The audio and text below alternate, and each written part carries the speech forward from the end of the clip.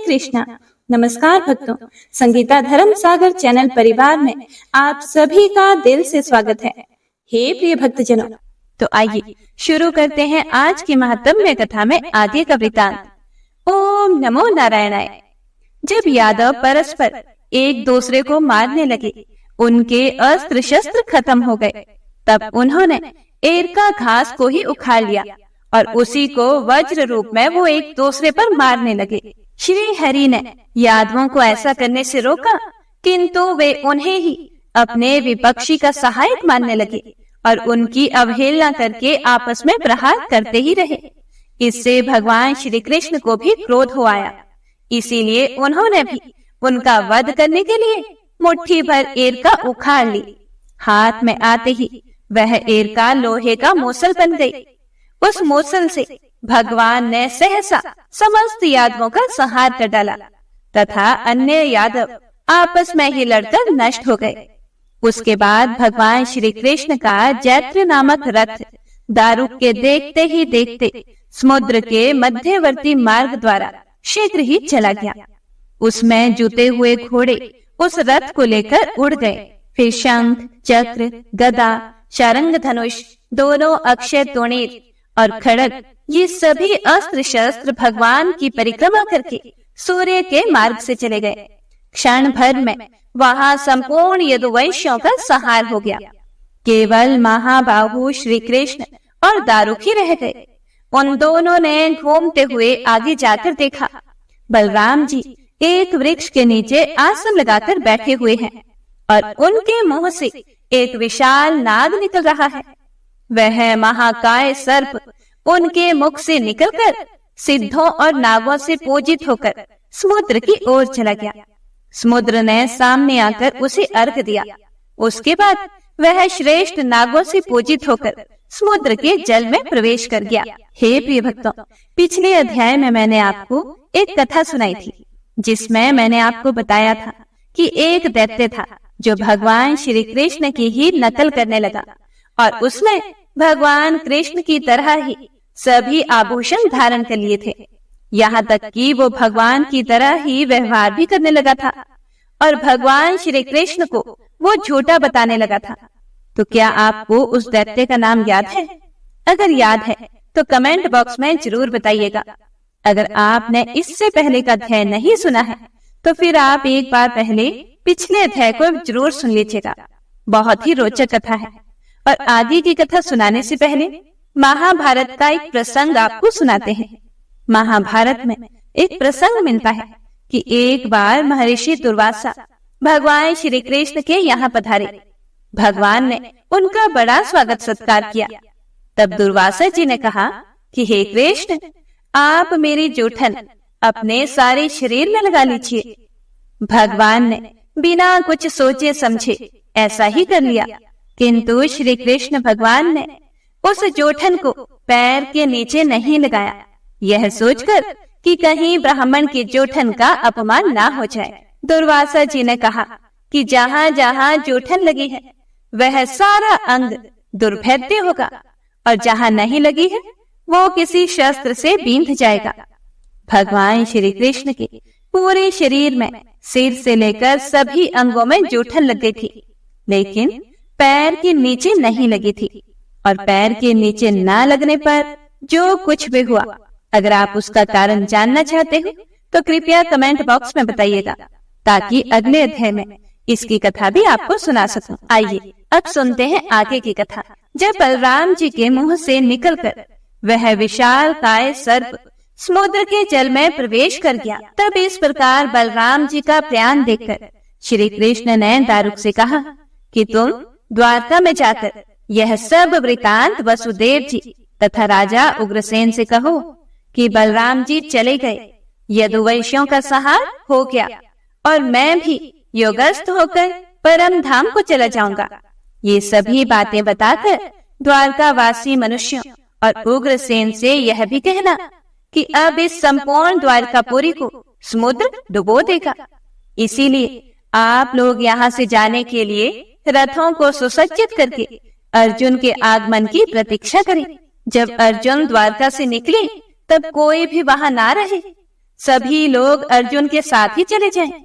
हे दारुक, तुम कुंती नंदन अर्जुन से भी जाकर मेरी ये बातें कहो कि द्वारका में जो मेरी स्त्रियां हैं उनकी वे यथाशक्ति रक्षा करेंगी। ऐसा कहकर अर्जुन को साथ लेकर तुम द्वारका में आना और सबको बाहर निकाल ले जाना। अब यदुकुल में अनिरुद्ध कुमार वज्रनाभ राजा होंगे। यह सुनकर दारुक ने भगवान श्री कृष्ण को बारंबार प्रणाम किया और अनेक बार उनकी परिक्रमा करके वह उनके कथनानुसार वहां से चला गया। उसने जाकर भगवान की आज्ञा के अनुसार सभी कार्य किया। वह अर्जुन को द्वारका में बुला लाया और महाबुद्धिमान वज्र को यदुवंशियों का राजा बनाया। उधर भगवान श्री कृष्ण ने वासुदेव स्वरूप पर ब्रह्म को अपने आत्मा में आरोपित करके संपूर्ण भूतों में उनके व्याप्त होने की धारणा की और योग युक्त होकर अपने एक पैर को दूसरे पैर के घुटने पर रखकर बैठे हुए थे। वे ब्राह्मण दुर्वासा के वचन का मान रखना चाहते थे। उसी समय जरा नाम का व्याध उस ओर आ निकला। उसने मूसल के बचे हुए लोहखंड का बाण बनाकर उसे धारण कर रखा था। भगवान का चरण उसे मृग के आकार का दिखाई दिया और उसे देखकर वह खड़ा हो गया और उसी तोमर से उसने भगवान के पैर को बींध डाला। जब वह उनके समीप गया तब वे उसे 4 भुजाधारी मनुष्य रूप में दृष्टिगोचर हुए। भगवान को देखते ही वह उनके चरणों में बैठ गया और बारंबार कहने लगा, हे प्रभु, प्रसन्न होइए, मैंने अनजाने में हिरण के धोखे से यह अपराध किया है, इसीलिए मुझे क्षमा कीजिए। तब भगवान ने उससे कहा, हे व्याध, तुझे तनिक भी भय नहीं है, तू मेरे प्रसाद से इंद्रलोक में चला जा। भगवान कितना कहते ही वहां विमान आ पहुंचा और वह व्याध उस पर बैठकर भगवान की कृपा से स्वर्ग लोक को चला गया। उसके चले जाने पर भगवान श्री कृष्ण ने त्रिविध गति को पार करके अपने आत्मा को अव्यय, अचिंत्य, अमल, अजन्मा, अविनाशी, अप्रमेय, अखिलात्मा एवं ब्रह्मभूत अपने ही वासुदेव स्वरूप में लीन कर लिया। उसके बाद अर्जुन ने संपूर्ण यादवों का विधि पूर्वक और धैर्य दैहिक संस्कार किया। फिर वज्र आदि सभी लोगों को साथ लेकर वे द्वारिका से बाहर निकले। श्री कृष्ण की हजारों पत्नियां भी साथ ही थी। उन सब की रक्षा करते हुए कुंती नंदन अर्जुन धीरे धीरे चले। भगवान श्री कृष्ण ने पतर्य लोक में जो सुधर्मा सभा मंगवाई थी वह और पारिजात वृक्ष दोनों ही फिर से स्वर्ग को चले गए। श्री हरि जिस दिन इस पृथ्वी को छोड़कर अपने धाम को पधारे उसी दिन यह मलिन काय कलयुग भूतल पर प्रकट हुआ। समुद्र ने मनुष्यों से सोनी द्वारिका को डुबो डाला। केवल भगवान श्री कृष्ण का मंदिर वह अब भी नहीं डूबता। वहां भगवान श्री कृष्ण नित्य विराजमान रहते हैं। वह परम पवित्र भगवत धाम संपूर्ण पापों का नाश करने वाला है। भगवान श्री कृष्ण की लीलाओं से युक्त उस पवित्र स्थान का दर्शन करने से मनुष्य सभी पापों से मुक्त हो जाता है। हे प्रिय भक्तों, अर्जुन द्वारिका वासियों को साथ लेकर प्रचुर धन धान्य से संपन्न पंचनद अर्थात पंजाब देश में जा पहुंचे। वहां उन्होंने सभी लोगों के साथ एक स्थान पर पड़ाव डाला। वहां बहुत से लुटेरे रहते थे। उन्होंने देखा कि एकमात्र धनुर्धर अर्जुन ही बहुत सी अनाथ स्त्रियों को साथ लिए जाता है। तब उनके मन में लोभ उत्पन्न हुआ और लोभ से उनकी विचार शक्ति नष्ट हो गई। इसीलिए वे अत्यंत दुर्मद पापाचारी आभीर एकत्रित होकर आपस में सलाह करने लगे कि हे भाइयों, यह अर्जुन अकेला हम सब लोगों की अवहेलना करके इन अनाथ स्त्रियों को लिए जाता है। इसके हाथ में केवल धनुष है। इसी के बल पर यह हमें कुछ नहीं समझता।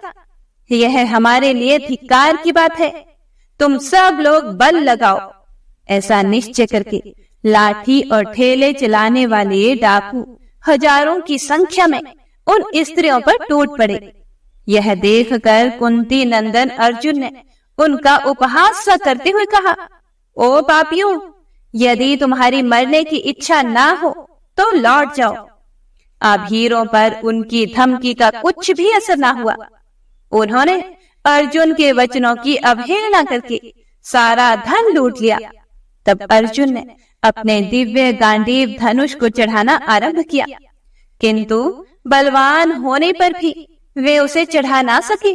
बड़ी कठिनाई से किसी तरह उन्होंने धनुष पर प्रत्यंचा चढ़ाई थी, तो वह फिर से ढीली हो गई तथा उनके बहुत स्मरण करने पर भी उन्हें किसी अस्त्र शस्त्र की याद ना आई। उन्होंने डाकुओं पर बाण चलाए, किंतु वे बाण उन्हें घायल ना कर सके।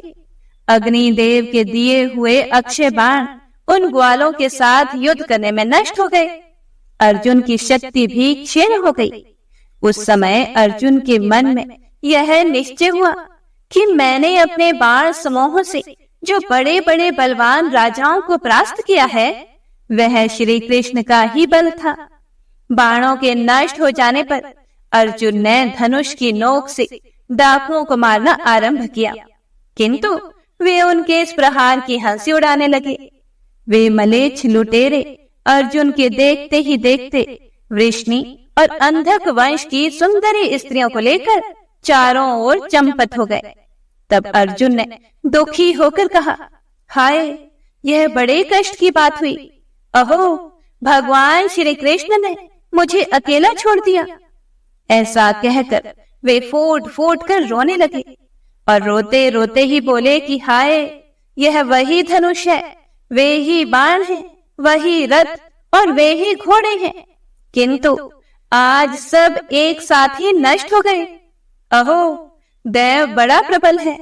महात्मा श्री कृष्ण के बिना मुझे सामर्थ्य रहते हुए नीच पुरुषों से अपमानित होना पड़ा।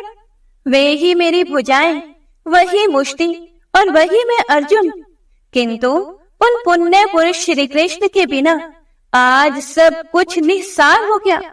मेरा अर्जुनत्व और भीमसेन का भीमत्व भगवान के ही कारण था, तभी तो आज उनके ना रहने पर मुझे अभीरों ने जीत लिया, अन्यथा यह कैसे संभव था। इस प्रकार कहते हुए अर्जुन अपने श्रेष्ठ नगर इंद्रप्रस्थ में गए। वहां उन्होंने यादव कुमार वज्र को यदुवंशियों का राजा बनाया। उसके बाद वे वन में आकर मुझसे मिले और मुझे विनय पूर्वक प्रणाम किया। अर्जुन को अपने चरणों की वंदना करते देखकर मैंने उससे पूछा कि हे पार्थ, तुम इस प्रकार अत्यंत उदास क्यों हो रहे हो? तुमसे किसी ब्राह्मण की हत्या तो नहीं हो गई है, अथवा विजय की आशा भंग होने से तुम्हें दुख हो रहा है?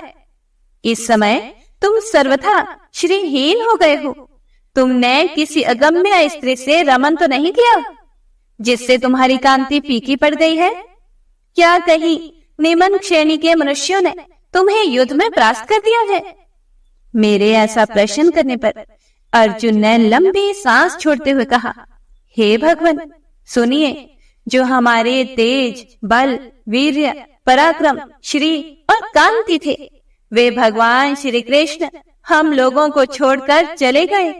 हे मुने, जो महान होकर भी साधारण मनुष्यों की भांति हमसे हंस हंस कर बातें किया करते थे, उन्हीं के बिना आज हम तिनकों के पुतले की भांति सारहीन हो गए हैं। मेरे दिव्य अस्त्रों, दिव्य बाणों और गांडीव धनुष के जो मूर्तिमान सार थे, वे भगवान पुरुषोत्तम हमें छोड़कर चले गए। जिनकी कृपा दृष्टि से लक्ष्मी, विजय, संपत्ति और उन्नति ने कभी हमारा साथ नहीं छोड़ा, वे भगवान गोविंद हमें छोड़कर चले गए। जिनके प्रभाव रूपी अग्नि से भीष्म, द्रोण, कर्ण और दुर्योधन आदि वीर जलकर भस्म हो गए, उन भगवान श्री कृष्ण ने इस भूमंडल को त्याग दिया। हे तात, चक्रपाणी गोविंद के विरह में केवल मैं ही नहीं, यह सारी पृथ्वी ही यौवन, श्री और कांति से हीन प्रतीत होती है। जिनकी कृपा से भीष्म आदि वीर आग में पतंगों की भांति मेरे पास आकर भस्म हो गए, आज उन्हीं श्री कृष्ण के बिना मुझे ग्वालों ने हरा दिया, जिनके प्रभाव से मेरा गांडीव धनुष तीनों लोकों में विख्यात हो चुका था। उन्हीं श्री हरि के बिना उसे अभीरों ने डंडों से तिरस्कृत कर दिया।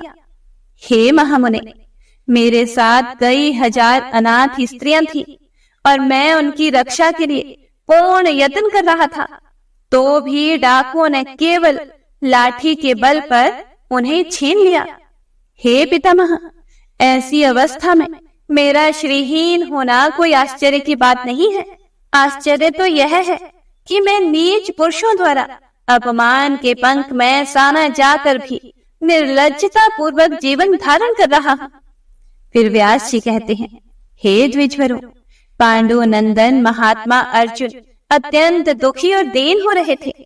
उनकी बात सुनकर मैंने कहा कि हे पार्थ, तुम लज्जा ना करो, शोक में भी ना पड़ो, सोचो और समझो, संपूर्ण भूतों में काल की ऐसी ही गति है। हे पांडुनंदन, प्राणियों की उन्नति और अवनति का कारण काल ही है। यह जो कुछ होता है और हुआ है सब काल मूलक ही है। यह जानकर तुम धैर्य धारण करो। नदी, समुद्र, पर्वत, संपूर्ण पृथ्वी, देवता, मनुष्य, पशु, वृक्ष और सांप, बिच्छू आदि सभी भूतों को काल ने ही उत्पन्न किया है और काल के द्वारा ही फिर से उनका संहार होगा। वह सारा प्रपंच काल स्वरूप ही है। यह जानकर तुम शांत हो जाओ। हे धनंजय, तुमने श्री कृष्ण की जैसी महिमा बतलाई है वह वैसी ही है। उन्होंने पृथ्वी का भार उतारने के लिए ही यहाँ अवतार लिया था। जब पृथ्वी पर भार अधिक हो गया और वह दबने लगी, तब वह देवताओं के पास गई थी। उसी के लिए इच्छा अनुसार रूप धारण करने वाले श्री हरि ने अवतार ग्रहण किया था। वह कार्य पूरा हो गया। संपूर्ण दुष्ट राजा मारे गए तथा वृष्णि और अंधक वंश का भी संहार हो गया। अब इस भूतल पर भगवान के करने योग्य कोई कार्य शेष नहीं रह गया था। इसीलिए अवतार कार्य पूरा करके वे इच्छा अनुसार अपने धाम को चले गए हैं।